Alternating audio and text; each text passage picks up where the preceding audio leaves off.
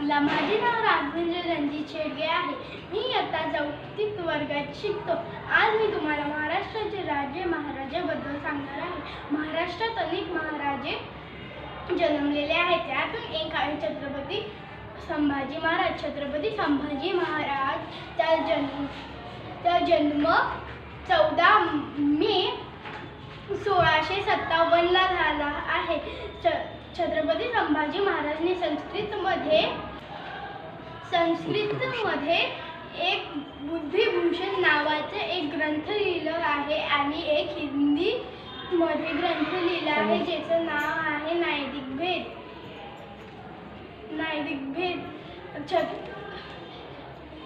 रायगडवरून परतत असताना छत्रपती संभाजी महाराजला काही फितुरांनी पकडून घेतलं आणि त्यांचे केस काढले गेले, त्यांचे अंगठ्या काढले गेले, त्यांचा छळ केला गेला.